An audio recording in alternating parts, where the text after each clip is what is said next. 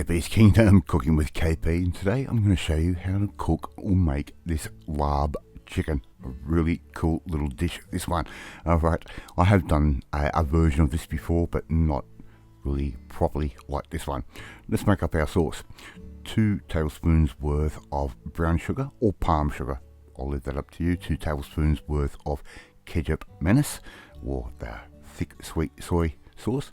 That can go straight in, and I'm putting this into a little container. You'll see why in a second. 2 tablespoons worth of fish sauce. That can go straight in, and 2 tablespoons worth of peanut oil.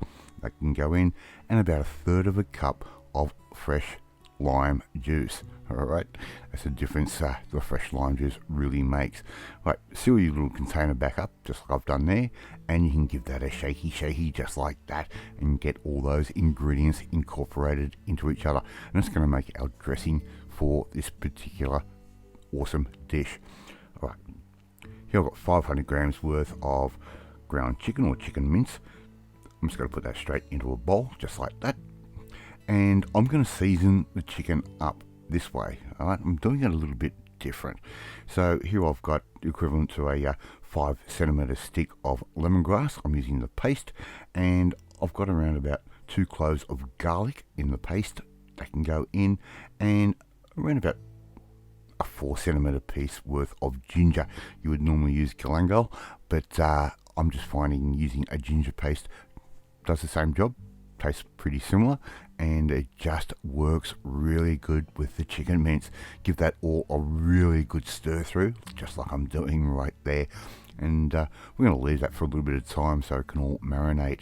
Now, here I've got 2 tablespoons worth of uncooked long grain rice. Okay, put that straight into a dry fry pan, just like that. And we're going to just move that around from time to time, and we're going to let that slowly toast off. You can see it's starting to change color, and once it's got a nice little bit of brownage to it, well, that's pretty toasted. I'm going to put that into my little spice grinder, which is actually a coffee bean grinder, which I use only for spices. I don't use this one for coffee. I have another one for coffee.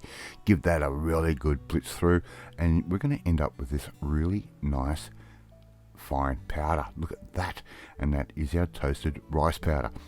I've wanted to know how you where you get it, how you make it. Well, there you go, you've got it. You can actually buy it in Asian grocery stores, but it's quite easy to make yourself. A little bit of peanut oil straight into a pan, just like that. And what we're going to do, get that nice and hot, and I'm going to add in around about half of our chicken mixture straight into that fry pan. Just let it sizzle away for a little bit and let it get a bit of a crust happening, and we can start to move it around a little bit like that, and we're just going to let that all cook off, and just break it up from time to time using whatever implement you want to use.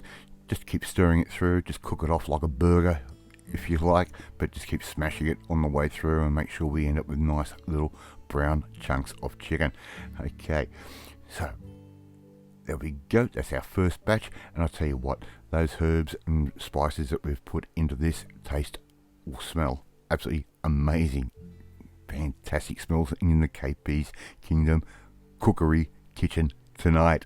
Alright, so in goes our second batch. We're going to do the same as we did the first time through. Just let it sit, get a bit of brownish happening, give it a flip, give it a bit of a massacre, if you like to use that word. So we end up with this really nice, inconsistent little chunks of chicken. It doesn't matter if they're big, small, or whatever, but try and get them as small as you possibly can. It just works better. Okay, so that's going to take you around about, let's say, 4 to 5 minutes per side. So we're going to cook these off for around about sort of 6 to 8 minutes ish.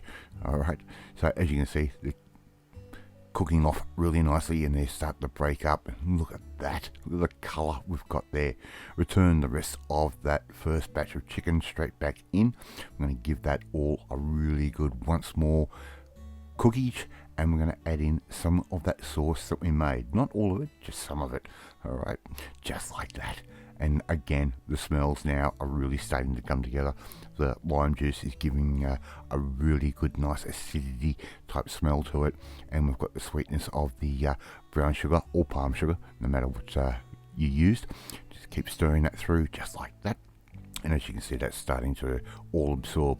Now, I'll let that sit and cool down for a little bit. I've put that into another bowl, and this is where the magic really happens. In goes some bean sprouts. You can add as much or little as you like, but fresh bean sprouts straight in just like that. And we need to get these really nice flavors. So here I've got a little bit of onion that's going to go straight in, and a little bit of cucumber as well. Really fine slices, really fine slices. All right, we just want to make this mix through really nice and easily. So we've added our onion and our cucumber. We're going to give that a bit of a stir through, just like I'm doing right there. And the smell of the fresh cucumber and the little bit of red onion that we've used, it's just really starting to carry through. I'm going to add in a little bit more bean sprout. I didn't think I had enough, so just add a little bit more, give that a bit more of a stir.